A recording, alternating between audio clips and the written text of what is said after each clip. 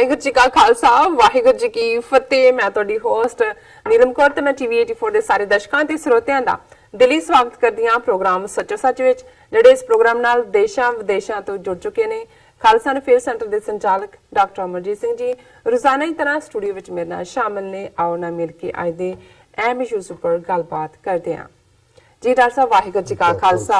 ਵਾਹਿਗੁਰੂ ਜੀ ਕੀ ਫਤਿਹ। ਜੀ ਡਾਕਟਰ ਸਾਹਿਬ ਜੀ ਆਇਆਂ ਨੂੰ ਪ੍ਰੋਗਰਾਮ ਸੱਚੋ ਸੱਚ ਵਿੱਚ ਬਹੁਤ ਸ਼ੁਕਰੀਆ ਜੀ। ਡਾਕਟਰ ਸਾਹਿਬ ਅੱਜ 22 ਅਪ੍ਰੈਲ 2019 9 ਵਿਸਾਖ ਨਾਨਕਸ਼ਾਹੀ ਸੰਮਤ 551 ਦਾ ਦਿਨ ਹੈ ਤੇ ਡਾਕਟਰ ਸਾਹਿਬ ਪ੍ਰੋਗਰਾਮ ਸ਼ੁਰੂ ਕਰਨ ਤੋਂ ਪਹਿਲਾਂ ਅਸੀਂ ਆਪਣੇ ਦਰਸ਼ਕਾਂ ਤੇ ਸਰੋਤਿਆਂ ਨੂੰ ਹਮੇਸ਼ਾ ਤਰ੍ਹਾਂ ਦੱਸਦੇ ਵਿਊਅਰਸ, ਜੇ ਤੁਸੀਂ ਹੱਕ ਸੱਚ ਇਨਸਾਫ ਤੇ ਪੈਰਾ ਦਿਨ ਦਾ ਇੱਕੋ ਇੱਕ ਚੈਨਲ ਟੀਵੀ 84 ਨੂੰ ਦੇਖਣਾ ਚਾਹੁੰਦੇ ਹੋ ਤਾਂ ਤੁਸੀਂ ਦੇਖ ਸਕਦੇ ਹੋ Spectrum cable, RCN cable, Bell fibre cable in Canada, roku, ਚਾਦੂ ਬਾਕਸ, ਸ਼ਾਵਾ, ਫੇਸਬੁੱਕ, ਟੀਵੀ 84 ਦੀ ਐਪ ਰਾਹੀਂ online streaming and IP box ਤੇ ਤੁਸੀਂ ਟੀਵੀ 84 ਨੂੰ ਦੇਖ ਸਕਦੇ ਹੋ। ਵਿਊਅਰਸ, ਜੇ ਤੁਸੀਂ ਟੀਵੀ 84 ਨਾਲ ਜਾਂ ਪ੍ਰੋਗਰਾਮ ਸੱਚੋ ਸੱਚ ਨਾਲ ਫੇਸਬੁੱਕ ਰਾਹੀਂ ਜੁੜੇ ਹੋ ਤਾਂ ਇਸ ਨੂੰ ਵੱਧ ਤੋਂ ਵੱਧ ਲਾਈਕ ਕਰੋ ਤੇ ਸ਼ੇਅਰ ਕਰੋ ਅਤੇ ਨਾਲ ਹੀ YouTube ਤੇ ਸਬਸਕ੍ਰਾਈਬ ਵੀ ਕਰੋ। Thank you so much. So keep watching TV 84। ਜੀ ਡਾਕਟਰ ਸਾਹਿਬ, ਜਿਸ ਤਰ੍ਹਾਂ ਕਿ ਅਸੀਂ ਇਸ ਵੀਕ ਦਾ ਪਹਿਲਾ ਪ੍ਰੋਗਰਾਮ ਕਰਨ ਜਾ ਰਹੇ ਹਾਂ ਔਰ ਅਸੀਂ ਬੜੇ ਹੀ ਦੁਖੀ ਹਿਰਦੇ ਨਾਲ ਇਹ ਆਪਣਾ ਜੋ ਪ੍ਰੋਗਰਾਮ ਹੈ ਉਹ ਕਰ ਰਹੇ ਹਾਂ, ਕਿਉਂਕਿ ਜਿਸ ਤਰ੍ਹਾਂ ਕਿ ਸਾਨੂੰ ਸਾਰਿਆਂ ਨੂੰ ਪਤਾ ਹੈ ਕਿ ਸ਼੍ਰੀਲੰਕਾ ਵਿੱਚ ਬੰਬ ਧਮਾਕੇ ਹੋਏ ਜਿਸ ਵਿੱਚ ਸੈਂਕੜਿਆਂ ਹੀ ਜਾਨਾਂ ਗਈਆਂ ਔਰ ਸੈਂਕੜੇ ਹੀ ਲੋਕ ਜ਼ਖਮੀ ਹੋਏ। ਅਸੀਂ ਉਹਨਾਂ ਨਾਲ ਆਪਣੀ ਹਮਦਰਦੀ ਦਾ ਇਜ਼ਹਾਰ ਕਰਦੇ ਹਾਂ। ਸੋ ਅਸੀਂ ਇਸ ਘਟਨਾ ਦੀ ਨਿਖੇਧੀ ਵੀ ਕਰਦੇ ਹਾਂ। ਸੋ ਸਾਨੂੰ ਸਾਰਿਆਂ ਨੂੰ ਇਸ ਘਟਨਾ ਦਾ ਬਹੁਤ ਅਫਸੋਸ ਹੈ, ਬਟ ਇਹ ਇਸ਼ੂ ਅਸੀਂ ਬਾਅਦ ਵਿੱਚ ਤੁਹਾਡੇ ਤੋਂ ਇਸ ਦੇ ਉੱਪਰ ਵਿਚਾਰਾਂ ਸੁਣਾਂਗੇ। ਉਸ ਤੋਂ ਪਹਿਲਾਂ ਅਸੀਂ ਜਾਣਾਂਗੇ ਤੁਹਾਡਾ ਵੀਕਐਂਡ ਕਿੱਥੇ ਗੁਜ਼ਰਿਆ, ਕੀ ਕੀਤਾ ਜੀ ਡਾਕਟਰ ਸਾਹਿਬ? ਦੇਖੋ, ਤੁਸੀਂ ਬਿਲਕੁਲ ਠੀਕ ਕਿਹਾ। ਵੈਸੇ ਤਾਂ ਕੋਈ ਦਿਨ ਐਸਾ ਨਹੀਂ ਗੁਜ਼ਰਦਾ ਜੀ ਜਦੋਂ ਕਿ ਦੁਨੀਆ ਦੇ ਵਿੱਚ ਕੋਈ ਨਾ ਕੋਈ ਇਸ ਕਿਸਮ ਦੀ ਘਟਨਾ ਜਿਸ ਨੂੰ ਕਦੇ ਦਹਿਸ਼ਤਗਰਦੀ ਦਾ ਨਾਂ ਦਿੱਤਾ ਜਾਂਦਾ ਹੈ, ਕਦੇ ਕਿਸੇ ਹੋਰ ਜਿਹੜਾ ਕੈਟਾਗਰੀ ਦੇ ਥੱਲੇ ਉਸ ਨੂੰ ਕਲੱਬ ਕੀਤਾ ਜਾਂਦਾ ਹੈ। ਜੀ ਪਰ ਇਸ 'ਚ ਕੋਈ ਸ਼ੱਕ ਨਹੀਂ ਕਿ ਬੇਗੁਨਾਹ ਲੋਕ ਹੀ ਮਾਰੇ ਜਾਂਦੇ ਨੇ, ਬੇਗੁਨਾਹ ਲੋਕ ਹੀ ਘਰੋਂ ਬੇਘਰ ਹੁੰਦੇ ਨੇ, ਬੇਘਰੇ ਲੋਕ ਹੀ ਝੂਠੇ ਕੇਸਾਂ ਦੇ ਵਿੱਚ ਜਿਹੜੇ ਬੇਗੁਨਾਹ ਲੋਕਾਂ ਨੂੰ ਫਸਾਇਆ ਜਾਂਦਾ ਹੈ। ਔਰ ਕਿਉਂਕਿ ਅਸੀਂ ਬਤੌਰੇ ਸਿੱਖ ਪਿਛਲੇ ਲਗਭਗ 4 ਦਹਾਕਿਆਂ ਦੇ ਵਿੱਚ ਭਾਰਤੀ ਸਟੇਟ ਦੇ ਜ਼ੁਲਮ ਵੀ ਦੇਖੇ ਨੇ। ਜੋ ਕੁਝ ਸਾਡੇ ਗੁਆਂਢ 'ਚ ਕਸ਼ਮੀਰ 'ਚ ਵਾਪਰਿਆ ਹੈ, ਲਗਾਤਾਰ ਵਾਪਰਿਆ, ਉਸ ਨੂੰ ਵੀ ਰੋਜ਼ਾਨਾ ਪਿਛਲੇ ਲਗਭਗ 4 ਦਹਾਕਿਆਂ ਤੋਂ ਅਸੀਂ ਜਿਹੜਾ ਮਹਿਸੂਸ ਕਰਦੇ ਹਾਂ ਉਸ ਨੂੰ ਆਪਣੇ ਤਨ ਤੇ ਹੰਡਾਏ ਵਾਂਗ ਸਮਝਦੇ ਹਾਂ। ਇਸ ਲਈ ਅਸੀਂ ਇਸ ਪੀੜ ਨੂੰ ਸਮਝ ਸਕਦੇ ਹਾਂ। ਔਰ ਸ੍ਰੀਲੰਕਾ ਵਰਗਾ ਮੁਲਕ ਜਿਸ ਦਾ ਪਿਛੋਕੜ ਪਿਛਲੇ ਕਈ ਦਹਾਕਿਆਂ ਤੋਂ ਭਾਰਤੀ ਖੁਫੀਆ ਏਜੰਸੀ ਰਾਹ ਦੀ ਬਦੌਲਤ, ਜਿਸ ਨੇ ਲਿਟੇ ਵਰਗੀ ਸੰਸਥਾ ਲਿਬਰੇਸ਼ਨ ਟਾਈਗਰਸ ਆਫ ਤਾਮਿਲ ਵਰਗੀ ਖੜੀ ਕੀਤੀ, ਉਹਦਾ ਅਸੀਂ ਜ਼ਿਕਰ ਕਰਦੇ ਹਾਂ। ਲੇਕਿਨ ਇਸ 'ਚ ਕੋਈ ਸ਼ੱਕ ਨਹੀਂ ਕਿ ਇਹ ਜਿਹੜਾ ਇੱਕ ਬੜਾ ਹੀ ਕੰਡੈਮਨੇਬਲ ਔਰ ਇਹ ਇਵੇਂ ਹੀ ਹੈ ਜਦੋਂ ਅਸੀਂ ਦੇਖਦੇ ਹਾਂ ਕਿ ਗੁਰੂ ਅਰਜਨ ਸਾਹਿਬ ਦੇ ਸ਼ਹੀਦੀ ਪੁਰਬ ਵਾਲੇ ਦਿਨ ਭਾਰਤੀ ਫੌਜ ਨੇ ਸ਼੍ਰੀ ਦਰਬਾਰ ਸਾਹਿਬ ਤੇ 37 ਇਤਿਹਾਸਕ ਗੁਰਦੁਆਰਿਆਂ ਤੇ ਟੈਂਕਾਂ ਤੋਪਾਂ ਨਾਲ ਹਮਲਾ ਕੀਤਾ ਸੀ, ਕਿਉਂਕਿ ਉਹ ਸਮਝਦੇ ਸੀ ਕਿ ਸਭ ਤੋਂ ਜ਼ਿਆਦਾ ਗਿਣਤੀ ਦੇ ਵਿੱਚ ਸਿੱਖ ਉਸ ਦਿਨ ਗੁਰਦੁਆਰਿਆਂ 'ਚ ਹੋਣਗੇ, ਕਿਉਂਕਿ ਉਹ ਆਪਣੇ ਗੁਰੂ ਨੂੰ ਯਾਦ ਕਰਨ ਦੇ ਲਈ ਉੱਥੇ ਇਕੱਠੇ ਹੋਏ ਹੋਣਗੇ। ਇਸੇ ਤਰ੍ਹਾਂ ਅਸੀਂ ਸ੍ਰੀਲੰਕਾ 'ਚ ਦੇਖਦੇ ਹਾਂ ਕਿ ਗੁੱਡ ਫਰਾਈਡੇ, ਈਸਟਰ ਦੇ ਮੌਕੇ ਜਦੋਂ ਕਿ ਵੱਡੀ ਗਿਣਤੀ ਦੇ ਵਿੱਚ ਲੋਕ ਅੱਡ-ਅੱਡ ਚਰਚਿਸ ਦੇ ਵਿੱਚ, ਗਿਰਜਿਆਂ ਦੇ ਵਿੱਚ ਪ੍ਰੇਅਰ ਦੇ ਲਈ ਇਕੱਠੇ ਹੋਏ ਸਨ। ਉਹਨਾਂ ਗਿਰਜਿਆਂ ਨੂੰ ਹੀ ਚੁਣਿਆ ਗਿਆ, ਉਸ ਦਿਨ ਨੂੰ ਹੀ ਚੁਣਿਆ ਗਿਆ। ਔਰ ਬਹੁਤ ਸਾਰੇ ਹੋਟਲਸ ਜਿੱਥੇ ਕਿ ਫੋਰਨਰਸ ਜਾ ਕੇ ਰੁਕਦੇ ਨੇ, ਕਿਉਂਕਿ ਸ੍ਰੀਲੰਕਾ ਬ੍ਰਿਟਿਸ਼ ਕਾਲੋਨੀ ਰਿਹਾ ਲੰਬਾ ਵਕਤ ਔਰ ਉਹਦਾ ਇੱਕ ਆਪਣੇ ਕਿਸਮ ਦਾ ਸਮੁੰਦਰ ਦੇ ਨੇੜੇ ਹੋਣ ਕਰਕੇ ਬੀਚਿਸ ਵੀ ਨੇ ਔਰ ਉਹਦਾ ਕਲਾਈਮੇਟ ਵੀ ਜਿਹੜਾ ਹੈ ਉਹ ਕਾਫੀ ਪਸੰਦ ਕੀਤਾ ਜਾਂਦਾ ਹੈ। ਇਸ ਲਈ ਉਹਨਾਂ ਦਾ ਜਿੱਥੇ ਕਾਫੀ ਦੇ ਲਈ ਸ੍ਰੀਲੰਕਾ ਜਾਣਿਆ ਜਾਂਦਾ ਹੈ, ਉਸ ਦੀ ਐਕਸਪੋਰਟ ਵੈਰਾਈਟੀ ਹੈ, ਉੱਥੇ ਇੰਟਰਨੈਸ਼ਨਲ ਟੂਰਿਜ਼ਮ ਵੀ ਉਹਨਾਂ ਦੀ ਇਕਨੋਮੀ ਦੀ ਇੱਕ ਹੱਬ ਹੈ। ਔਰ ਬੜੀ ਦੇਰ ਬਾਅਦ ਸ੍ਰੀਲੰਕਾ ਦੇ ਵਿੱਚ ਇੱਕ ਸਟੇਬਿਲਿਟੀ ਜਿਹੀ ਪਿਛਲੇ ਕੁਝ ਸਾਲਾਂ ਤੋਂ ਆਈ ਸੀ, ਲੇਕਿਨ ਇਸ ਨੇ ਕੁੱਲ ਦੁਨੀਆ ਨੂੰ ਹੀ ਹਿਲਾ ਕੇ ਰੱਖ ਦਿੱਤਾ। ਔਰ ਇਸ ਤੋਂ ਪਹਿਲਾਂ ਕਿ ਅਸੀਂ ਇਸ ਬਾਰੇ ਹੋਰ ਵੇਰਵੇ ਨਾਲ ਗੱਲ ਕਰੀਏ, ਵੀਕਐਂਡ ਦੇ ਉੱਤੇ ਜ਼ਾਹਰ ਹੈ ਕਿ ਐਤਵਾਰ ਦਾ ਪ੍ਰੋਗਰਾਮ ਗੁਰਦੁਆਰਾ ਜਿਹੜਾ ਸੱਚਖੰਡ ਦਰਬਾਰ, ਕਿਉਂਕਿ ਬੜਾ ਕਲਾਸੀ ਨਾਂ ਹੈ, ਸੋ ਮੈਨੂੰ ਯਾਦ ਕਰਨ 'ਚ ਥੋੜੀ ਦਿੱਕਤ ਹੋਈ। ਮੈਨੂੰ ਸੀ ਕਿ ਵੀ ਮੈਂ ਲਾਸਟ ਟਾਈਮ ਜਦੋਂ ਅਨਾਉਂਸ ਕੀਤਾ ਫਰਾਈਡੇ ਤਾਂ ਮੈਂ ਡਿਫਰੈਂਟ ਨਾਂ ਲਿਆ ਸੀ ਕਿ ਵੀ ਹਾਰਟਫੋਰਡ ਦੇ ਵਿੱਚ ਹੈ, ਬਟ ਇਹ ਹੈਮਪਟਨ ਦੇ ਵਿੱਚ ਗੁਰਦੁਆਰਾ ਸਾਹਿਬ ਸੱਚਖੰਡ ਦਰਬਾਰ ਜਿਹੜਾ ਜਿੱਥੇ ਕਿ ਇੱਕ ਖਾਸ ਪ੍ਰੋਗਰਾਮ ਰੱਖਿਆ ਹੋਇਆ ਸੀ ਜਿਸ ਨੂੰ ਉੱਥੋਂ ਦੇ ਸੇਵਾਦਾਰ ਸਰ ਮਨਮੋਹਨ ਸਿੰਘ ਔਰ ਸਰ ਸਵਰਨਜੀਤ ਸਿੰਘ ਜਿਹੜੇ ਕਿ ਵਰਲਡ ਸਿੱਖ ਪਾਰਲੀਮੈਂਟ ਨਾਲ ਵੀ ਜੁੜੇ ਹੋਏ ਨੇ ਔਰ ਵੈਸੇ ਵੀ ਕਮਿਊਨਿਟੀ ਐਕਟਿਵਿਸਟ ਦੇ ਤੌਰ ਤੇ ਉਹਨਾਂ ਨੇ ਆਪਣੀ ਕਾਫੀ ਥਾਂ ਬਣਾਈ ਹੈ। ਉਹਨਾਂ ਨੇ ਜਿੱਥੇ ਖਾਲਸਾ ਸਾਜਨਾ ਦਿਵਸ ਨੂੰ ਸਮਰਪਿਤ ਇਹ ਦਿਨ ਰੱਖਿਆ ਸੀ ਉੱਥੇ ਖਾਸ ਤੌਰ ਤੇ ਕਨੈਟੀਕਟ ਸਟੇਟ ਉਹਨਾਂ ਦੋ ਸਟੇਟਾਂ 'ਚ ਵੀ ਮੈਂ ਕਹਿ ਸਕਦਾ ਕਿ ਨਿਊ ਜਰਸੀ ਹੈ ਜਿਹਨੇ ਸਿੱਖ ਸਾਜਨਾ ਖਾਲਸਾ ਸਾਜਨਾ ਦਿਨ ਨੂੰ ਰੈਕਗਨਾਈਜ਼ ਕੀਤਾ ਹੋਇਆ ਜੀ। ਸੋ ਕਨੈਟੀਕਟ ਦੀ ਸੈਨੇਟ ਦੇ ਵਿੱਚ ਉਹਨਾਂ ਦੀ ਸੈਨੇਟਰ ਬੀਬੀ ਕੈਥੀ ਆਸਟਨ ਉਹਨਾਂ ਨੇ ਜਿਹੜਾ ਮੂਵ ਕੀਤਾ ਕਿ ਇਸ ਖਾਲਸਾ ਸਾਜਨਾ ਦਿਵਸ ਦੇ ਦਿਨ ਨੂੰ ਨੈਸ਼ਨਲ ਸਿੱਖ ਡੇ ਵਜੋਂ ਵੈਰੀ ਨਾਈਸ ਜਿਹੜਾ ਉਹ ਮਾਨਤਾ ਦਿੱਤੀ ਜਾਏ ਔਰ ਇਸ ਤੋਂ ਇਲਾਵਾ ਅਸੀਂ ਦੇਖਦੇ ਹਾਂ ਕਿ ਕਨੈਟੀਕਟ ਦੇ 5 ਅੱਡ-ਅੱਡ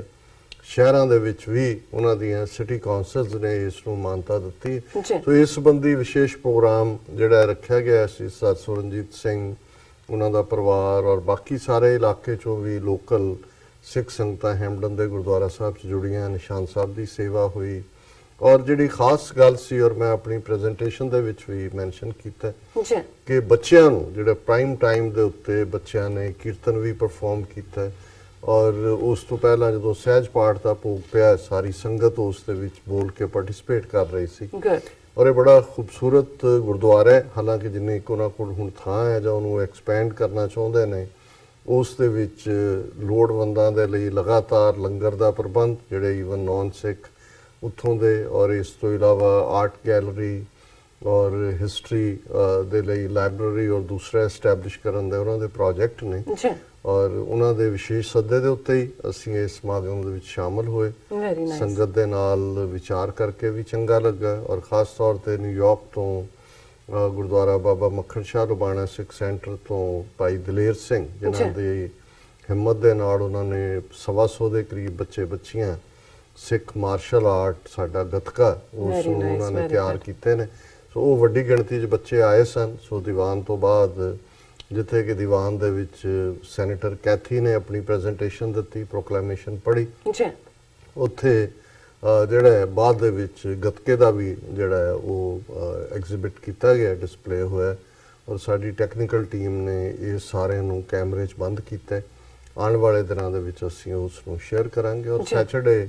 ਸਾਡੇ ਸਟੂਡੀਓ 'ਚ ਰਾਜ ਕਾਕੜਾ ਜਿਹੜੇ ਪ੍ਰਮੁੱਖ ਪੰਜਾਬੀ ਗੀਤ ਰਾਈਟਰ ਵੀ ਨੇ ਔਰ ਖੁਦ ਗਾਉਂਦੇ ਨੇ ਔਰ ਕਰੰਟ ਪੀਰੀਅਡ ਦੇ ਉੱਤੇ ਪੰਜਾਬ ਤੇ ਹੋ ਰਹੇ ਜ਼ੁਲਮਾਂ ਦੇ ਉੱਤੇ ਸਿੱਖਾਂ ਦੇ ਨਾਲ ਹੋਈਆਂ ਜ਼ਿਆਦਤੀਆਂ ਦੇ ਉੱਤੇ ਔਰ ਕੌਮ ਦੇ ਹੀਰੇ ਵਰਗੀ ਫਿਲਮ ਉਹਨਾਂ ਨੇ ਸ਼ਹੀਦ ਭਾਈ ਬੇਅੰਤ ਸਿੰਘ ਭਾਈ ਸਤਵੰਤ ਸਿੰਘ ਦੀ ਜੀਵਨੀ ਔਰ ਸ਼ਹਾਦਤ ਨੂੰ ਸਮਰਪਿਤ ਬਣਾਈ ਹੈ। ਉਹ ਵਿਸ਼ੇਸ਼ ਤੌਰ ਤੇ ਸਾਡੇ ਸਟੂਡੀਓ 'ਚ ਆਏ ਔਰ ਲਗਭਗ 2 ਘੰਟੇ ਉਹਨਾਂ ਨੇ ਸਾਡੇ ਨਾਲ ਗੁਜ਼ਾਰੇ। ਇਹ ਵੀ ਇੱਕ ਚੰਗਾ ਅਨੁਭਵ ਸੀ ਕਿਉਂਕਿ ਮੈਂ ਮਹਿਸੂਸ ਕਰਦਾ ਕਿ ਜਿਨ੍ਹਾਂ ਨੇ ਕਿਸੇ ਵੀ ਫੀਲਡ ਦੇ ਵਿੱਚ ਖਾਸ ਤੌਰ ਤੇ ਅੱਜ ਜਦੋਂ ਸਿੱਖ ਕੌਮ ਦੀ ਅਸੀਂ ਤਰਾਸਦੀ ਵੀ ਦੇਖਦੇ ਹਾਂ ਪਰ ਉਸ ਦੇ ਨਾਲ ਜਿੱਥੇ ਜਿੱਥੇ ਜਿਵੇਂ ਮੇਰਾ ਅਕਸਰ ਇਹ ਕਹਿਣਾ ਹੁੰਦਾ ਹੈ ਕਿ ਬੇਸ਼ੱਕ ਜਦੋਂ ਤੁਸੀਂ ਲੜਾਈ ਲੜਦੇ ਹੋ ਸਰਵਾਈਵਲ ਦੀ ਉਦੋਂ ਤੁਹਾਡੀਆਂ ਸੈਂਟਰਲ ਇੰਸਟੀਟਿਊਸ਼ਨਸ ਤੁਹਾਡੀ ਸੈਂਟਰ ਲੀਡਰਸ਼ਿਪ ਉਹ ਸਰਕਾਰ ਜਾਂ ਮਾਰ ਦਿੰਦੀ ਹੈ ਜਾਂ ਖਰੀਦ ਲੈਂਦੀ ਹੈ ਜਾਂ ਇਨਫੈਕਟਿਵ ਕਰ ਦਿੰਦੀ ਹੈ ਜਾਂ ਉਹਨੂੰ ਬਦਨਾਮ ਕਰ ਦਿੰਦੀ ਹੈ। ਸੋ ਐਸੇ ਮੌਕੇ ਫਿਰ ਜਿਹੜੇ ਕੱਲੇ ਇੰਡੀਵਿਜੂਅਲ ਹੁੰਦੇ ਨੇ ਉਹਨਾਂ ਦੇ ਜ਼ਿੰਮੇ ਹੁੰਦਾ ਹੈ ਵੀ ਉਹਨਾਂ ਨੇ ਗੱਲ ਨੂੰ ਕਿਵੇਂ ਤੋੜਨਾ। ਸੋ ਇਸੇ ਤਰ੍ਹਾਂ ਸਿੱਖ ਕੌਮ ਦੇ ਵਿੱਚ ਬਹੁਤ ਸਾਰੇ ਲੈਵਲਸ ਦੇ ਉੱਤੇ ਕੰਮ ਹੋ ਰਿਹਾ ਹੈ। ਇੰਡੀਵਿਜੂਅਲ ਸਿੰਘ ਸਿੰਘਣੀਆਂ ਇਸ ਪਾਸੇ ਜਿਹੜਾ ਉਹਨਾਂ ਦੀ ਇੱਕ ਯੂਨੀਕ ਕੰਟਰੀਬਿਊਸ਼ਨ ਹੈ ਔਰ ਮੈਂ ਸਮਝਦਾ ਹਾਂ ਵੀ ਜਿੱਥੇ ਬਹੁਤ ਸਾਰੇ ਅਖੌਤੀ ਬੁੱਧੀਜੀਵੀ ਇੰਟੈਲੈਕਚੁਅਲ ਔਰ ਆਰਟਿਸਟ ਉਹ ਮੁੱਖ ਧਾਰਾ ਦੇ ਨਾਂ ਥੱਲੇ ਹਿੰਦੂਤਵਾ ਦੇ ਹੀ ਜਿਹੜੇ ਨੇ ਉਹ ਫੁੱਟ ਸ਼ੋਲਜਰ ਬਣੇ ਹੋਏ ਨੇ ਜਾਂ ਉਹਨਾਂ ਨੇ ਮੂੰਹ 'ਚ ਘੁੰਗਣੀਆਂ ਪਾਈਆਂ ਹੋਈਆਂ ਉੱਥੇ ਬਹੁਤ ਥੋੜੀਆਂ ਬਹਾਦਰ ਕਲਮਾਂ ਨੇ ਜਿਹੜੀਆਂ ਝੁਕੀਆਂ ਨਹੀਂ ਬਹਾਦਰ ਆਵਾਜ਼ਾਂ ਨੇ ਆਰਟਿਸਟ ਨੇ। ਸੋ ਰਾਜ ਕਾਕੜੇ ਉਹਨਾਂ 'ਚੋਂ ਇੱਕ ਨੇ ਜਿਨ੍ਹਾਂ ਨੇ ਕਰੰਟ ਸਟਰਗਲ ਦੇ ਉੱਤੇ ਲਿਖਿਆ ਗਾਇਆ ਔਰ ਉਹਨਾਂ ਨੇ ਇੱਕ ਮਿਆਰ ਜਿਹੜਾ ਉਹ ਕਾਇਮ ਕੀਤਾ ਹੋਇਆ ਕਿ ਤੁਸੀਂ ਆਪਣੇ ਸਮਾਜਿਕ ਦਾਇਰੇ 'ਚ ਰਹਿੰਦਿਆਂ ਵੀ ਆਪਣੇ ਕੌਮੀ ਕੰਮ ਨੂੰ ਕੌਮੀ ਫਰਜ਼ ਨੂੰ ਪੂਰਾ ਕਰ ਸਕਦੇ ਹੋ। ਹੁਣ ਅਸੀਂ ਵਾਪਸ ਮੁੜਦੇ ਹਾਂ ਕਿਉਂਕਿ ਸੰਡੇ ਸਵੇਰੇ ਜਾਣ ਲੱਗਿਆ ਇਹ ਖਬਰ ਆ ਚੁੱਕੀ ਸੀ ਸ੍ਰੀਲੰਕਾ ਵਾਲੀ। ਸੋ ਆਪਣੀ ਪ੍ਰੈਜੈਂਟੇਸ਼ਨ ਦੇ ਵਿੱਚ ਵੀ ਜਿੱਥੇ ਮੈਂ ਬਿਗਨਿੰਗ 'ਚ ਹੀ ਉਹਨਾਂ ਸਾਰੇ ਹੀ ਜਿਹੜੇ ਮਾਰੇ ਗਏ ਔਰ ਜ਼ਖਮੀ ਨੇ ਉਹਨਾਂ ਨੂੰ ਟ੍ਰਿਬਿਊਟ ਦਿੱਤੀ। ਜੀ ਉੱਥੇ ਕੁਦਰਤੀ ਜਦੋਂ ਕੋਈ ਖਿੱਤੇ ਦਾ ਜ਼ਿਕਰ ਹੁੰਦਾ ਹੈ ਤਾਂ ਅਸੀਂ ਪਹਿਲਾਂ ਸਿੱਖ ਨੁਕਤਾ ਨਿਗਾਹ ਤੋਂ ਸਾਡੇ ਅੰਦਰ ਹੁੰਦਾ ਹੈ। ਜਿਉਂ ਹੀ ਸ੍ਰੀਲੰਕਾ ਦਾ ਜ਼ਿਕਰ ਹੋਇਆ ਹੈ, ਸ੍ਰੀਲੰਕਾ ਦਾ ਪਹਿਲਾ ਨਾਂ ਜਿਹੜਾ ਸੰਗਲਾ ਦੀਪ ਹੈ ਜੀ ਔਰ ਜ਼ਾਹਰ ਹੈ ਕਿ ਗੁਰੂ ਨਾਨਕ ਸਾਹਿਬ ਜਿਨ੍ਹਾਂ ਨੇ 50,000 ਮੀਲ ਤੋਂ ਜ਼ਿਆਦਾ ਦਾ ਸਫ਼ਰ ਜਿਹੜਾ ਹੈ ਔਨ ਫੁੱਟ ਉਸ ਵੇਲੇ ਦੇ ਬਹੁਤ ਵੱਡੇ ਦੁਨੀਆ ਦੇ ਹਿੱਸੇ ਦਾ ਕੀਤਾ ਹੈ, ਉਹ ਆਪਣੀਆਂ ਉਦਾਸੀਆਂ ਦੇ ਦੌਰਾਨ, ਜਿਹਨੂੰ ਕਿ ਸਫ਼ਰ ਕਹਿੰਦੇ ਨੇ, ਅਸੀਂ ਧਾਰਮਿਕ ਲਫ਼ਜ਼ ਉਦਾਸੀ ਹੈ, ਸਫ਼ਰ ਜਾਂ ਉਹਨਾਂ ਦੇ ਜਿੱਥੋਂ ਉਹ ਗਏ ਉਹਨਾਂ ਨੇ ਯਾਤਰਾਵਾਂ ਕੀਤੀਆਂ ਜੀ, ਉਹਦੇ 'ਚੋਂ ਸੰਗਲਾ ਦੀਪ ਜਿਹੜਾ ਮੌਜੂਦਾ ਸ੍ਰੀਲੰਕਾ ਹੈ ਉਸ ਦੇ ਵਿੱਚ ਵੀ ਉਹਨਾਂ ਨੇ ਵਿਜ਼ਿਟ ਕੀਤਾ। ਔਰ ਮੈਂ ਦੇਖ ਰਿਹਾ ਸੀ ਈਵਨ ਸਿੱਖ ਵਿਕੀਪੀਡੀਆ ਤੇ ਕਿ ਬਾਟੀ ਕਲੋਆ ਹੋਏ ਔਰ ਦੂਸਰੀਆਂ 2-3 ਥਾਵਾਂ ਤੇ ਉਹਨਾਂ ਦੀ ਯਾਦ 'ਚ ਗੁਰਦੁਆਰੇ ਵੀ ਨੇ। ਕਿੰਨਾ ਕੁ ਉਹਨਾਂ ਨੂੰ ਸੰਭਾਲਿਆ ਹੋਇਆ ਯਾਦਾਂ ਨੂੰ ਮੈਨੂੰ ਪਤਾ ਨਹੀਂ ਹੈ, ਪਰ ਇਹ ਮੈਨੂੰ ਹੈ ਕਿ ਵੀ ਇਸ ਦਾ ਜ਼ਿਕਰ ਵੀ ਜਨਮ ਸਾਖੀਆਂ ਦੇ ਵਿੱਚ ਸੀ ਔਰ ਉਸ ਵੇਲੇ ਇਹਨੂੰ ਸੰਗਲਾ ਦੀਪ ਕਹਿੰਦੇ ਸੀ। ਔਰ ਜਿਹੜੀ ਸਾਡੀਆਂ ਜਨਮ ਸਾਖੀ ਪਰੰਪਰਾ ਹੈ ਕਿ ਕਿਵੇਂ ਭਾਈ ਮਨਸੁਖ ਨਾਂ ਦਾ ਇੱਕ ਗੁਰਸਿੱਖ ਜਿਹੜਾ ਸੰਗਲਾ ਦੀਪ 'ਚ ਵਸਦਾ ਸੀ, ਉਸ ਦੇ ਜੀਵਨ ਤੋਂ ਪ੍ਰਭਾਵਿਤ ਹੋ ਕੇ ਉੱਥੋਂ ਦਾ ਰਾਜਾ ਸ਼ਿਵਨਾਬ, ਕਿਉਂਕਿ ਸ੍ਰੀਲੰਕਾ ਦੇ ਵਿੱਚ ਅੱਜ ਵੀ ਅਸੀਂ ਦੇਖਦੇ ਹਾਂ ਕਿ ਜਿਹੜੀ ਬੇਸ਼ੱਕ ਜਿਹੜੀ ਮੈਜੋਰਿਟੀ ਆਬਾਦੀ ਹੈ ਉਹ ਬੁੱਧਿਸਟ ਹੈ, ਬੁੱਧ ਧਰਮ 'ਚ ਮੰਨਣ ਵਾਲੇ ਨੇ। ਅਸ਼ੋਕ ਜਿਹਨੇ ਜਿਹੜਾ ਇੱਕ ਬੁੱਧਿਸਟ ਕਿੰਗ ਇੱਧਰ ਹੋਇਆ ਪਾਟਲੀਪੁੱਤਰ ਬਿਹਾਰ ਔਰ ਇਹ ਸਾਰੇ ਖਿੱਤੇ 'ਚ ਪੰਜਾਬ ਤੱਕ ਵੀ ਉਹਦਾ ਰਾਜ ਸੀ, ਉਹਨੇ ਕਲਿੰਗਾ ਦੀ ਲੜਾਈ ਤੋਂ ਬਾਅਦ ਬੁੱਧ ਧਰਮ ਅਡਾਪਟ ਕਰ ਲਿਆ ਸੀ। ਉਹਨੇ ਆਪਣੀ ਭੈਣ ਨੂੰ ਬੁੱਧ ਧਰਮ ਦੇ ਪ੍ਰਚਾਰ ਲਈ ਸ੍ਰੀਲੰਕਾ ਭੇਜਿਆ ਸੀ। ਸ੍ਰੀਲੰਕਾ ਬੋਧੀ ਹੋ ਗਿਆ, ਬੁੱਧ ਧਰਮ 'ਚ ਯਕੀਨ ਰੱਖਣ ਵਾਲਾ। ਔਰ ਇਸੇ ਤਰ੍ਹਾਂ ਜਦੋਂ ਬ੍ਰਾਹਮਣਾਂ ਨੇ ਬੌਧ ਗਿਆ ਦੇ ਅੰਦਰ, ਜਿੱਥੇ ਕਿ ਜਿਸ ਬੋੜ ਦੇ ਦਰਖਤ ਥੱਲੇ ਬੁੱਧ ਨੂੰ ਗਿਆਨ ਹੋਇਆ ਸੀ, ਉਹਨੂੰ ਅੱਗ ਲਾ ਕੇ ਸਾੜ ਦਿੱਤਾ ਸੀ। ਤੇ ਅੱਜ ਜਿਹੜਾ ਗਿਆ ਦੇ ਵਿੱਚ ਦਰਖਤ ਹੈ ਜਿਹਨੂੰ ਬੁੱਧ ਗਿਆ ਦੇ ਨਾਂ ਨਾਲ ਜਾਣਿਆ ਜਾਂਦਾ ਹੈ, ਉਹ ਅਸਲ 'ਚ ਬਾਅਦ ਦੇ ਵਿੱਚ ਸ੍ਰੀਲੰਕਾ ਤੋਂ ਇੱਕ ਦਰਖਤ ਦੀ ਟਾਹਣੀ ਲਿਆ ਕੇ ਇੱਥੇ ਉਹਨੂੰ ਪਲਾਂਟ ਕੀਤਾ ਗਿਆ। ਔਰ ਉਹੀ ਦਰਖਤ ਸੀ ਜਿਹੜਾ ਅਸ਼ੋਕ ਦੀ ਭੈਣ ਜਿਹੜੀ ਹੈ ਉਹ ਇੱਥੋਂ ਲੈ ਕੇ ਗਈ ਉਹਦੀ ਟਾਹਣੀ, ਔਰ ਫਿਰ ਸ੍ਰੀਲੰਕਾ ਤੋਂ ਪਟਨਾ ਸਾਹਿਬ ਲਿਆਂਦਾ ਗਿਆ ਜਦੋਂ ਕਿ ਬ੍ਰਾਹਮਣਾਂ ਨੇ ਬੁੱਧ ਧਰਮ ਦਾ ਓਰੀਜਨਲ ਦਰਖਤ ਜਿਹੜਾ ਉਹ ਡਿਸਟਰੋਏ ਕਰ ਦਿੱਤਾ। ਸੋ ਇਹ ਲੇਕਿਨ ਇਹਦੇ ਬਾਵਜੂਦ ਸ੍ਰੀਲੰਕਾ ਦੇ ਵਿੱਚ ਸ਼ਿਵ ਭਗਤ ਔਰ ਵਿਸ਼ਨੂੰ ਭਗਤ ਜਿਹੜੇ ਨੇ ਰਾਜੇ ਵੀ ਔਰ ਉਹਨਾਂ ਦੀ ਪ੍ਰਜਾ ਵੀ, ਉਹਨਾਂ ਦਾ ਇਨਫਲੂਐਂਸ ਥੋੜਾ ਬਹੁਤ ਕਾਇਮ ਰਿਹਾ। ਔਰ ਕੁਝ ਹਿੱਸੇ ਦੇ ਵਿੱਚ ਇੱਕ ਸ਼ਿਵ ਭਗਤ ਜਿਹਦਾ ਨਾਂ ਜਿਹੜਾ ਹੈ ਉਹ ਸ਼ਿਵਨਾਬਨ ਸੀ, ਉਹ ਰੂਲ ਕਰਦਾ ਸੀ। ਜਦੋਂ ਗੁਰੂ ਨਾਨਕ ਸਾਹਿਬ ਉੱਥੇ ਗਏ, ਭਾਈ ਮਨਸੁਖ ਨੇ ਉਹਨਾਂ ਨੂੰ ਪ੍ਰਭਾਵਿਤ ਕੀਤਾ ਹੋਇਆ ਸੀ। ਔਰ ਇੱਕ ਸ਼ਬਦ ਗੁਰਬਾਣੀ ਦਾ ਗਾਛੋ ਪੁੱਤਰੀ ਰਾਜਕੁਆਰ ਜਿਹੜਾ ਗੁਰੂ ਗ੍ਰੰਥ ਸਾਹਿਬ 'ਚ ਹੈ ਉਸ ਥਾਂ ਤੇ ਉਚਾਰਿਆ ਦੱਸਿਆ ਜਾਂਦਾ ਹੈ, ਕਿਉਂਕਿ ਐਸਾ ਕਿਹਾ ਜਾਂਦਾ ਹੈ ਕਿ ਵੀ ਉਸ ਸ਼ਿਵਨਾਬਨ ਦੀ ਰਾਣੀ ਨੂੰ ਆਪਣੀ ਖੂਬਸੂਰਤੀ ਦੇ ਉੱਤੇ ਬੜਾ ਫਖਰ ਸੀ। ਔਰ ਇਸ ਕਿਸਮ ਦੀਆਂ ਕਈ ਵਾਰੀ ਲੀਜੈਂਡਸ ਵੀ ਬਣ ਜਾਂਦੀਆਂ, ਕਹਾਣੀਆਂ ਵੀ ਬਣਦੀਆਂ ਨੇ। ਲੇਕਿਨ ਇਹਦੇ 'ਚ ਕੋਈ ਸ਼ੱਕ ਨਹੀਂ ਹੈ ਕਿ ਸਿੱਖੀ ਦਾ ਕਨੈਕਸ਼ਨ ਸ੍ਰੀਲੰਕਾ ਜਾਂ ਸੰਗਲਾ ਦੀਪ ਦੇ ਨਾਲ ਜਿਹੜਾ ਹੈ ਉਹ 5 ਸਦੀਆਂ ਪੁਰਾਣਾ। ਸੋ ਇਸੇ ਤਰ੍ਹਾਂ ਅਸੀਂ ਜੇ ਇਸਲਾਮ ਦੇ ਹਵਾਲੇ ਨਾਲ ਗੱਲ ਕਰੀਏ ਤੇ ਬੇਸ਼ੱਕ ਸਾਡੇ ਖਿੱਤੇ 'ਚ ਇਸਲਾਮ ਜਿਹੜਾ ਹੈ ਨਾਰਥ ਇੰਡੀਆ 'ਚ ਖਾਸ ਤੌਰ ਤੇ ਜਾਂ ਸੈਂਟਰਲ ਇੰਡੀਆ 'ਚ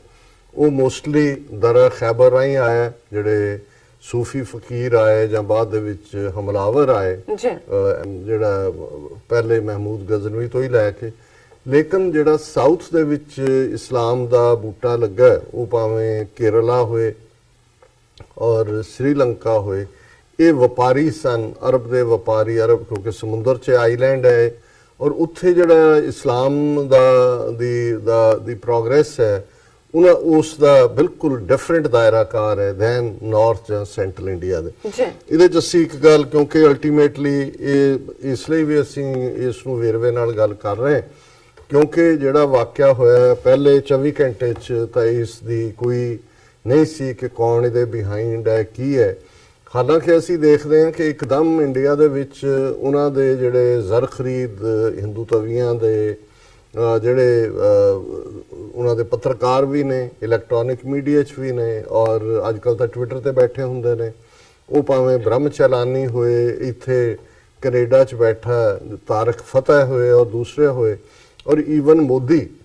ਹੁਣ ਇਹਨਾਂ ਸਾਰਿਆਂ ਨੇ ਇੱਕਦਮ ਉਸ ਨੂੰ ਇਸਲਾਮਿਕ ਦਾਇਰਾਕਾਰ ਦੇ ਵਿੱਚ ਪਾਉਣ ਦੀ ਕੋਸ਼ਿਸ਼ ਕੀਤੀ ਔਰ ਬਾਅਦ ਦੇ ਵਿੱਚ ਕਿਉਂਕਿ ਉੱਥੇ ਜਿਹੜੀ ਸ੍ਰੀਲੰਕਾ ਦੀ ਸਰਕਾਰ ਹੈ ਜ਼ਾਹਰਾ ਤੌਰ ਤੇ ਬੜੀ ਫੀਬਲ ਹੈ, ਆਲਰੇਡੀ ਕੂ ਹੋਇਆ ਹੈ, ਉਸ ਦਾ ਸ਼ਿਕਾਰ ਹੈ। ਔਰ ਸ੍ਰੀਲੰਕਾ ਜਿਵੇਂ ਇੱਕ ਜ਼ਮਾਨੇ ਦੇ ਵਿੱਚ ਨੇਪਾਲ ਦੇ ਵਿੱਚ ਇੰਡੀਅਨ ਰਾਅ ਦਾ ਇੰਨਾ ਜ਼ਿਆਦਾ ਇੰਪੈਕਟ ਸੀ ਕਿ ਉਹਨਾਂ ਨੇ ਤਾਂ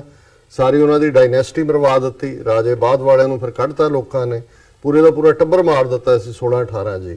ਸੋ ਇਸੇ ਤਰ੍ਹਾਂ ਸ੍ਰੀਲੰਕਾ ਦੇ ਵਿੱਚ ਸ੍ਰੀਲੰਕਾ 'ਚ ਇੱਕ ਸਟੇਜ ਦੇ ਉੱਤੇ ਜੈਵਰਧਨੇ ਦੇ ਰੂਪ 'ਚ ਉਹਨਾਂ ਦਾ ਪ੍ਰਾਈਮ ਮਿਨਿਸਟਰ ਸੀ ਜਿਹੜਾ ਇੰਦਰਾ ਗਾਂਧੀ ਦੇ ਸਾਹਮਣੇ ਯੀਲਡ ਨਹੀਂ ਸੀ ਕਰਦਾ। ਔਰ ਜਦੋਂ ਵੀ ਕਿਉਂਕਿ ਇੱਕ ਸਾਈਜ਼ੇਬਲ ਪੋਪੂਲੇਸ਼ਨ ਜਿਹੜੀ ਹੈ ਹਿੰਦੂਆਂ ਦੀ ਵੀ ਹੈ ਔਰ ਜਿਹੜਾ ਉਹਦਾ ਰਫਲੀ ਪੋਪੂਲੇਸ਼ਨ ਸ੍ਰੀਲੰਕਾ ਦਾ ਹੈ ਡੈਮੋਗ੍ਰਾਫਿਕਸ, ਉੱਥੇ ਬੁੱਧ ਧਰਮ ਨੂੰ ਮੰਨਣ ਵਾਲੇ 70% ਨੇ, ਹਿੰਦੂ 13% ਨੇ, ਕ੍ਰਿਸਚੀਅਨ 9.5% ਨੇ ਔਰ ਮੁਸਲਮਾਨ 5% ਨੇ। ਸੋ ਜ਼ਾਹਰ ਹੈ ਇਹ ਗੱਲ ਸਾਨੂੰ ਇਹ ਡੈਮੋਗ੍ਰਾਫਿਕਸ ਦੇਖਣੀਆਂ ਪੈਣਗੀਆਂ ਔਰ ਦੇਖਣਾ ਪਏਗਾ ਕਿ ਵੀ ਇਹ ਜਿਹੜਾ ਆਲ ਆਫ ਏ ਸਡਨ ਇੱਕ ਮੁਸਲਮਾਨੀ ਗਰੁੱਪ ਦੇ ਖਾਤੇ ਦੇ ਵਿੱਚ ਇਸ ਨੂੰ ਪਾਇਆ ਗਿਆ, ਜਿਸ ਗਰੁੱਪ ਨੂੰ ਪਹਿਲਾਂ ਕਦੇ ਕਿਸੇ ਨੇ ਨਹੀਂ ਸੁਣਿਆ, ਤੌਹੀਦ ਜਮਾਤ। ਔਰ ਇਹ ਹੈ ਕਿ ਜੀ ਬ੍ਰਹਮ ਚਲਾਨੀ ਨੇ ਕਿਹਾ ਜੀ ਇਹ ਜਿਹੜੇ ਸੀਰੀਆ ਤੋਂ ਰਿਟਰਨ ਹੋਏ ਨੇ ਕਿ ਪਹਿਲਾਂ ਇਸਲਾਮਿਕ ਸਟੇਟ ਦੇ ਨਾਂ ਥੱਲੇ ਲੜਨ ਗਏ ਸੀ, ਇਹੀ ਉਹਨਾਂ ਦਾ ਇੱਕ ਹਿੱਸਾ ਹੈ। ਔਰ ਫਿਰ ਨਾਲ ਦੀ ਨਾਲ ਇਹ ਆਇਆ ਜੀ ਇੰਡੀਅਨ ਇੰਟੈਲੀਜੈਂਸ ਰਾਅ ਨੇ ਔਰ NIA ਨੇ, ਨੈਸ਼ਨਲ ਇਨਵੈਸਟੀਗੇਟਿਵ ਏਜੰਸੀ ਨੇ ਤਾਂ ਪਹਿਲਾਂ ਇਨਫੋਰਮ ਕੀਤਾ ਹੋਇਆ ਸੀ ਸ੍ਰੀਲੰਕਾ ਨੂੰ ਕਿ ਜੀ ਇੰਡੀਅਨ ਹਾਈ ਕਮਿਸ਼ਨ ਤੇ ਔਰ ਦੂਜੇ ਹਮਲੇ ਹੋ ਸਕਦੇ ਨੇ, ਇਹਨਾਂ ਡੇਟਾ ਉਹਨਾਂ ਨੇ ਕਿਉਂ ਨਹੀਂ ਕਾਰਵਾਈ ਕੀਤੀ। ਸੋ ਮੈਂ ਕਿਉਂਕਿ ਪਿਛਲੇ ਹੁਣ ਆਲਮੋਸਟ 40 ਸਾਲ ਜੇ 78 ਤੋਂ ਦੇਖੀਏ ਮੇਰਾ ਇਹ ਸਾਰੇ ਦੇ ਨਾਲ ਵਾਸਤਾ ਹੈ ਇਹਨਾਂ ਇੰਡੀਅਨ ਮਾਈਂਡਸੈਟ ਨੂੰ, ਇਹਨਾਂ ਦੇ ਕੰਮ ਕਰਨ ਦੇ ਢੰਗ ਨੂੰ। ਔਰ ਇਸ ਵੇਲੇ ਤੁਸੀਂ ਸਾਰੀਆਂ ਚੀਜ਼ਾਂ ਨੂੰ ਜਦੋਂ ਮੱਦੇਨਜ਼ਰ ਰੱਖ ਕੇ ਦੇਖਦੇ ਹੋ ਔਰ ਫਿਰ ਸਾਹਮਣੇ ਹਮੇਸ਼ਾ ਹੀ ਜਿਹੜਾ ਅਮਰੀਕਨਾਂ ਦੇ ਇੱਕ ਐਕਸਪ੍ਰੈਸ਼ਨ ਜਿਹਨੂੰ ਡਕ ਟੈਸਟ ਕਹਿੰਦੇ ਨੇ, ਉਸ ਤੋਂ ਤੁਸੀਂ ਦੇਖਦੇ ਹੋ, ਫਿਰ ਤੁਸੀਂ ਦੇਖਦੇ ਹੋ ਵੀ ਫਾਇਦਾ ਕਿਹਨੂੰ ਹੈ, ਫਿਰ ਤੁਹਾਨੂੰ ਦੇਖਦੇ ਹੋ ਵੀ ਇਹਦੇ ਕੀ ਚਿਪ ਕਿੱਥੇ। ਮੈਂ ਜਦੋਂ ਈਵਨ ਜਾ ਵੀ ਰਿਹਾ ਸੀ ਐਤਵਾਰ, ਅਸੀਂ ਇੱਥੋਂ 2.5 ਘੰਟੇ ਦੀ ਡਰਾਈਵ ਹੈ ਹੈਮਪਟਨ ਕਨੈਟੀਕਟ ਦੀ, ਤੇ ਰਸਤੇ ਦੇ ਵਿੱਚ ਵੀ ਖਬਰ ਤਾਂ ਆ ਚੁੱਕੀ ਸੀ, ਸਵੇਰੇ ਅਰਲੀ ਮਾਰਨਿੰਗ ਹੀ ਆ ਗਈ। ਸੋ ਮੈਂ ਇਹ ਸੋਚ ਰਿਹਾ ਸੀ ਵੀ ਇਹ ਕੀ ਐਂਗਲ ਹੋ ਸਕਦਾ ਵੀ ਇਹਦੀ ਟਾਈਮਿੰਗ ਇਸ ਦਾ ਸਾਰਾ, ਪਰ ਜਦੋਂ ਤੱਕ ਤੁਹਾਨੂੰ ਕੋਈ ਨਾ ਕੋਈ ਕਨੈਕਸ਼ਨ ਨਜ਼ਰ ਨਾ ਆਏ ਤੁਸੀਂ ਆਲ ਆਫ ਏ ਸਡਨ ਕੋਈ ਬਲੇਮ ਗੇਮ ਵੀ ਠੀਕ ਨਹੀਂ ਹੁੰਦੀ। ਔਰ ਫਿਰ ਹੁਣ ਅੱਜ ਮੈਂ ਦਾਅਵੇ ਦੇ ਨਾਲ ਇਹ ਗੱਲ ਕਹਿ ਸਕਦਾ ਔਰ ਇਸ ਦੇ ਲਈ ਫਿਰ ਅਗੇਨ ਅਮਰੀਕਨਾਂ ਦੀ ਐਕਸਪ੍ਰੈਸ਼ਨ ਜਿਹਨੂੰ ਡਕ ਟੈਸਟ, ਬਾਕੀ ਤਾਂ ਕਦੇ ਸਬੂਤ ਸਾਹਮਣੇ ਨੇ, ਏਅਰ ਇੰਡੀਆ ਰਾਹ ਨੇ ਕਰਵਾ ਕੇ ਸਿੱਖਾਂ ਦੇ ਖਾਤੇ 'ਚ ਪਾ ਦਿੱਤਾ ਹੈ, ਪੁਲਵਾਮਾ ਦਾ ਇਹਨਾਂ ਨੇ ਖੁਦ ਕਰਵਾ ਕੇ ਜਿਹਦੇ 'ਚੋਂ ਇਹਨਾਂ ਨੇ ਸਾਰੀ ਇਲੈਕਸ਼ਨ ਵੇਵ ਕੱਢੀ ਉਹ ਜੈਸ਼ੇ ਮੁਹੰਮਦ ਦੇ ਖਾਤੇ 'ਚ ਪਾ ਦਿੱਤਾ, ਬੰਦਾ ਵੀ ਮਰ ਗਿਆ, ਗੱਡੀ ਵੀ ਉਹਨਾਂ ਦੀ, ਫਿਰ ਉਹਨੂੰ ਸਾਰਾ ਬਾਲਾਕੋਟ ਨੂੰ ਜਿਹੜਾ ਉਹ ਬੜਾ ਵੱਡਾ ਹਮਲਾ ਬਣਾ ਕੇ ਕਿ ਜੀ ਸਾਡੀ ਬਹੁਤ ਪ੍ਰਾਪਤੀ, ਸੈਂਕੜੇ ਅਸੀਂ ਮਾਰਤੇ।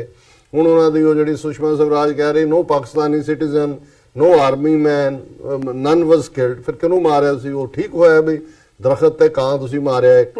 ਲੇਕਿਨ ਇਨ ਦਾ ਮੀਨ ਟਾਈਮ ਇੰਨਾ ਕੁ ਵੱਡਾ ਨੈਰੇਟਿਵ ਫਿਰ ਝੂਠਾ F-16 ਡੇਗ ਲਿਆ, ਉਹ ਵੀ ਸਾਹਮਣੇ ਆ ਗਿਆ, ਕੁਛ ਨਹੀਂ। ਹੁਣ ਇਹ ਸਾਰੇ ਦੀ ਜਦੋਂ ਤੁਸੀਂ ਇਲੈਕਸ਼ਨ ਟਾਈਮਿੰਗ ਦੇਖਦੇ ਹੋ ਔਰ ਇੱਕ ਗੱਲ ਜਿਹੜੀ ਬੜੀ ਜ਼ਾਹਰਾ ਤੌਰ ਦੇ ਉੱਤੇ ਜਿਹੜੇ ਪੋਲ ਸਰਵੇ ਜਾਂ ਕਾਈਂਡ ਆਫ ਜਿਹੜਾ ਲੋਕਾਂ ਦਾ ਵੋਟਰਾਂ ਦਾ ਕੀ ਰੁਝਾਨ ਹੈ ਤੁਸੀਂ ਦੇਖਦੇ ਹੋ, ਸਾਊਥ ਇੰਡੀਆ ਦੇ ਵਿੱਚ BJP ਦਾ ਬਲੈਂਕ ਗੋਲ ਆਂਡਾ ਜਿਹਨੂੰ ਕਹਿੰਦੇ ਨੇ, ਤਮਿਲਨਾਡੂ ਦੇ ਵਿੱਚ 2% ਤੋਂ ਵੀ ਘੱਟ ਲੋਕ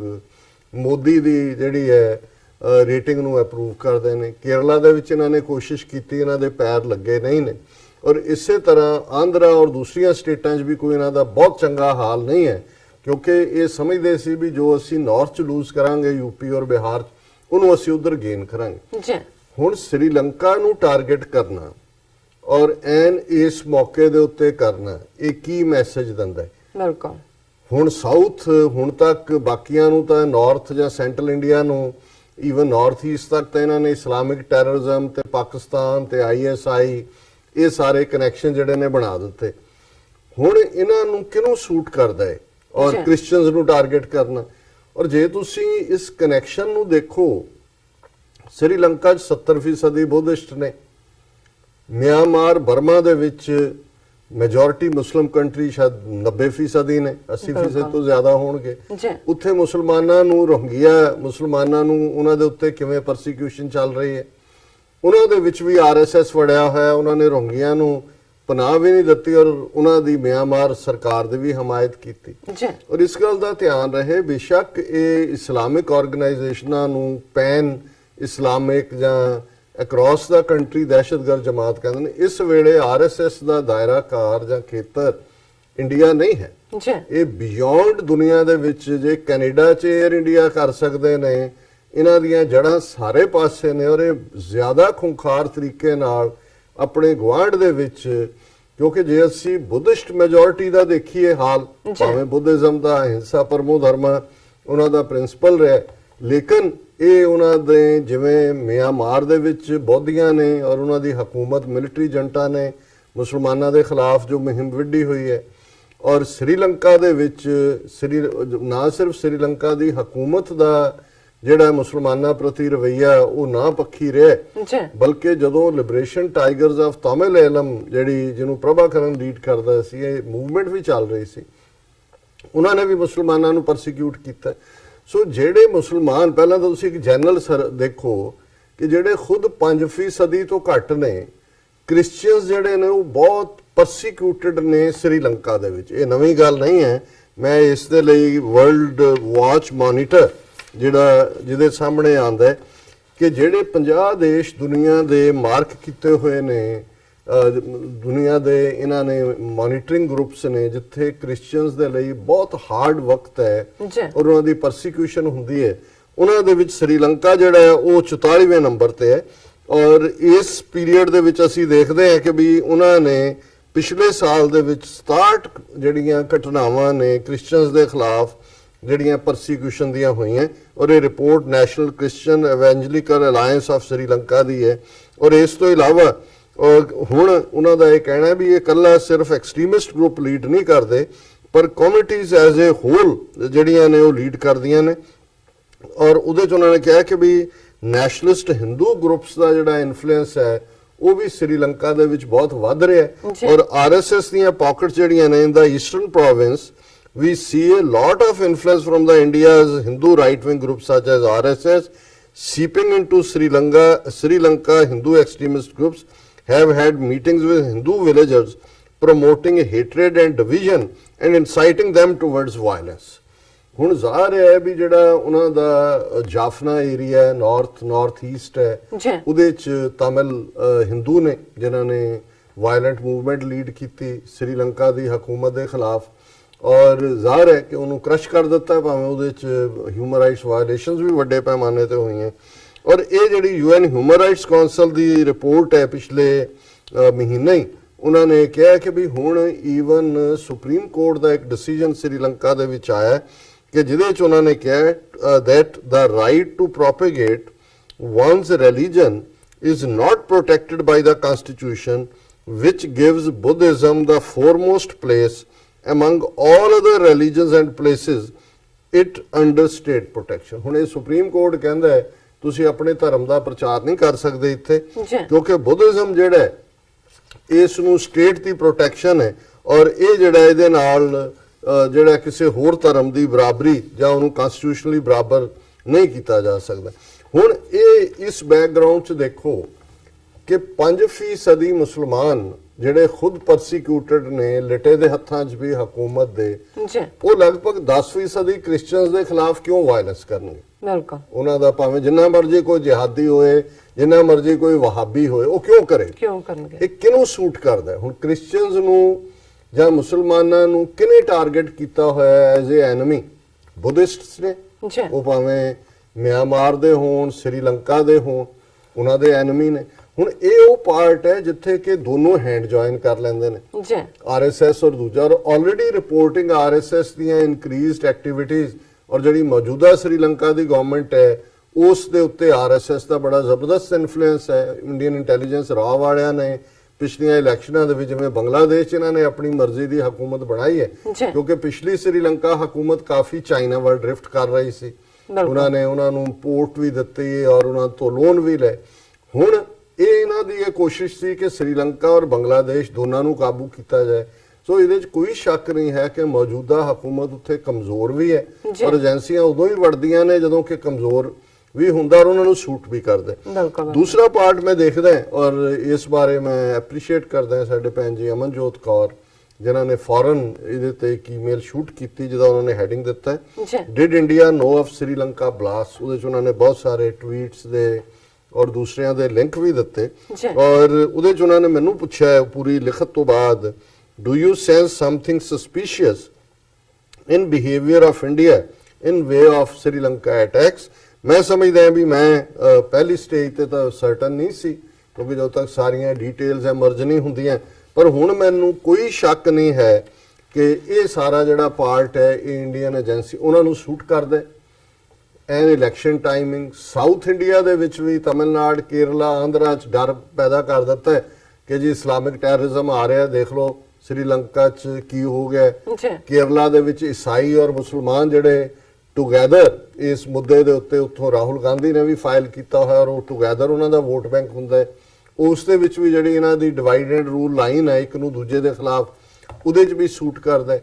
ਇੰਟਰਨੈਸ਼ਨਲੀ ਇਹਦੇ ਅਲਟੀਮੇਟਲੀ ਲਿੰਕਸ ਆ ਕੇ ਆਈਐਸਆਈ ਨਾਲ ਕੱਢ ਦੇਣਗੇ ਅਗਲੇ 1-2 ਦਿਨਾਂ 'ਚ ਆ ਜਾਏਗਾ ਕਿ ਜੀ ਜਿਹਾਦੀ ਗਰੁੱਪਾਂ ਦੀ ਕੋਆਰਡੀਨੇਸ਼ਨ ਕੌਣ ਕਰ ਰਿਹਾ ਲੇਕਿਨ ਇਮੀਡੀਏਟ ਬਾਅਦ ਜਿਹੜਾ ਤੌਹੀਦ ਜਮਾਤ ਦੇ ਨਾਲ ਖਾਤੇ 'ਚ ਪਾਉਣ ਦੀ ਗੱਲ ਬ੍ਰਹਮ ਚਲਾਨੀ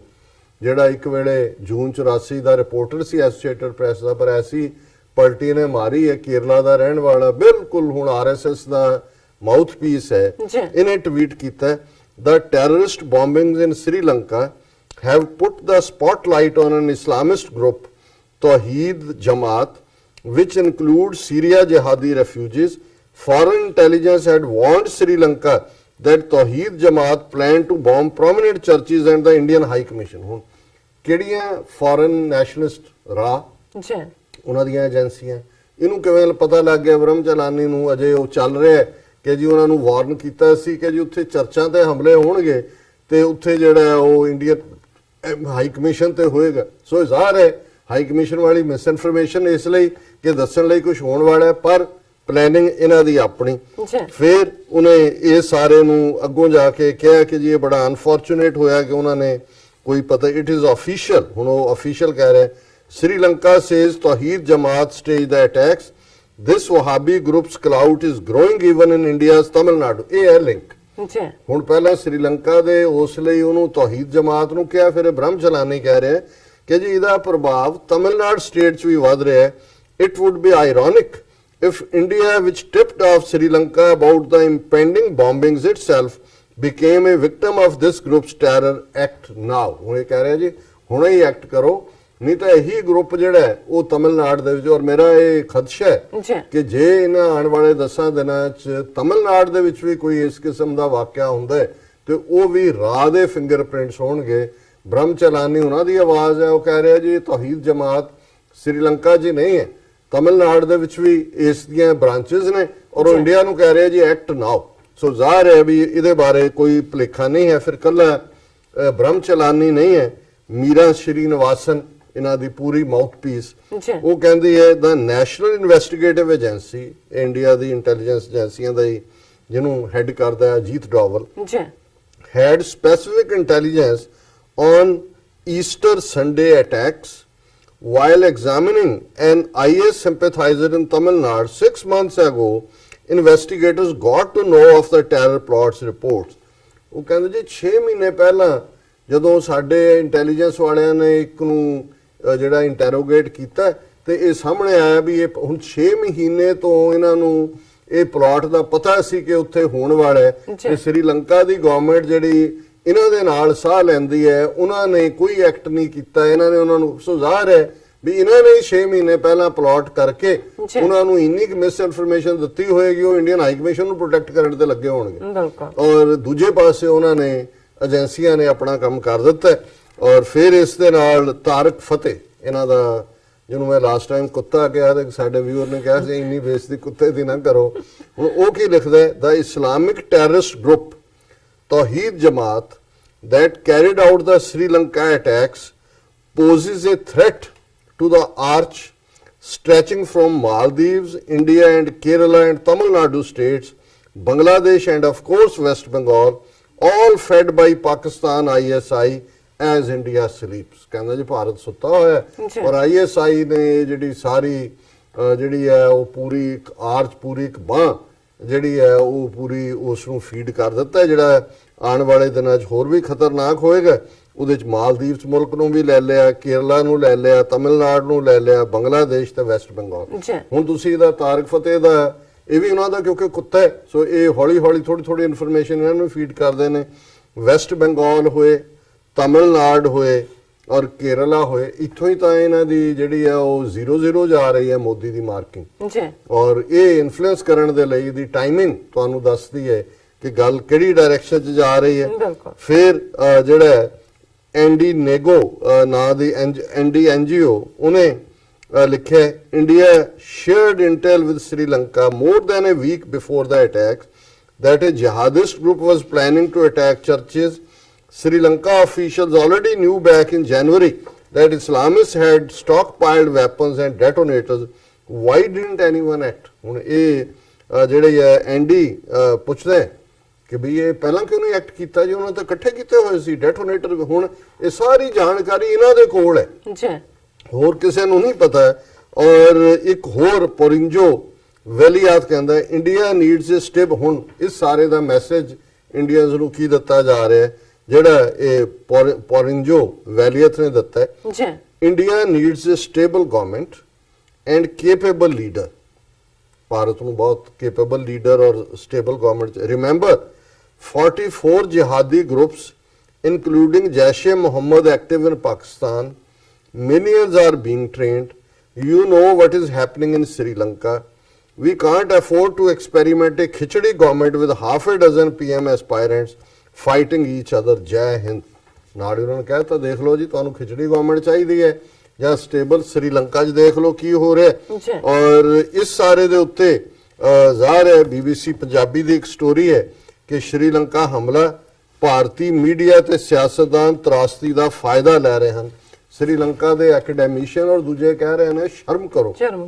ਅਸੀਂ ਮੁਸੀਬਤ ਚੋਂ ਗੁਜ਼ਰ ਰਹੇ ਹਾਂ, ਤੁਸੀਂ ਇਹਦਾ ਸਿਆਸੀ ਫਾਇਦਾ ਚੁੱਕ ਰਹੇ ਹੋ ਔਰ ਇਹ ਸਾਰੇ ਦਾ ਸਿਆਸੀ ਜਿਹੜਾ ਉਹ ਲਾਹਾ ਲੈ ਰਹੇ ਹੋ। ਇਹ ਵੀ ਲੰਬੀ ਚੌੜੀ ਸਟੋਰੀ ਹੈ ਔਰ ਉਹਦੇ 'ਚ ਉਹਨਾਂ ਨੇ ਜਿਹੜਾ ਬਿਲਕੁਲ ਕਿਹਾ ਕਿ how quickly Sri Lanka's tragedy became India's election fodder is shocking. Our country is in grief and their media and BJP politicians are enjoying it. ਔਰ ਇਹ ਬੜਾ ਜ਼ਾਹਿਰ ਹੈ। ਔਰ ਇਸ ਤਰ੍ਹਾਂ ਅਸ਼ੋਕ ਸਵੇਨ ਇੱਕ ਬੜੇ ਸੁਲਝੇ ਹੋਏ ਪ੍ਰੋਫੈਸਰ ਔਰ ਉਹਨਾਂ ਦੇ ਗੱਲ ਨੂੰ ਸਾਰੀ ਨੂੰ ਸਮਝਦੇ ਨੇ, ਉਹਨਾਂ ਦਾ ਜਿਹੜਾ ਇਸ ਦੇ ਉੱਤੇ ਬਿਲਕੁਲ ਉਹਨਾਂ ਨੇ ਆਪਣਾ ਮਾਈਂਡ ਦਿੱਤਾ। In the Eastern Province we see a lot of influence from India's Hindu right-wing groups such as RSS seeping into Sri Lanka. Hindu extremist groups have had meetings with Hindu villagers promoting hatred and division and inciting them towards violence. So मेरा अपना ये ख्याल है कि भी इस सारे दे उत्ते RSS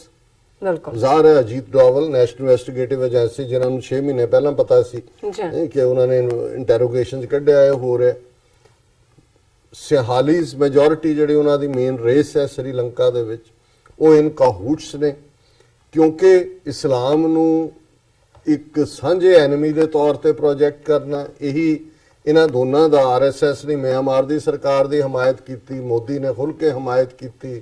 ਉਹਨੂੰ ਜਿਹੜਾ ਲੋੜੀਂਦੀਆਂ ਚੀਜ਼ਾਂ ਵੀ ਦਿੱਤੀਆਂ। ਜਦੋਂ ਦੁਨੀਆ ਦੇ ਵਿੱਚ ਰੋਹਿੰਗਿਆਂ ਦੀ ਨਸਲਕੁਸ਼ੀ ਜਿਹਨੂੰ UN ਨੇ ਜੈਨੋਸਾਈਡ ਕਿਹਾ, ਇਸ ਦੇ ਉੱਤੇ ਗਵਰਨਮੈਂਟ ਦੇ ਉੱਤੇ ਸੈਂਕਸ਼ਨਸ ਲੱਗ ਰਹੀਆਂ ਸੀ। ਸੋ ਜਿਹੜੀ ਨੀਤੀ ਇਹਨਾਂ ਨੇ ਮੁਸਲਮਾਨਾਂ ਦੇ ਖਿਲਾਫ ਮਿਆਂਮਾਰ ਦੇ ਵਿੱਚ RSS ਦੇ ਨਾਲ ਕੀਤੀ,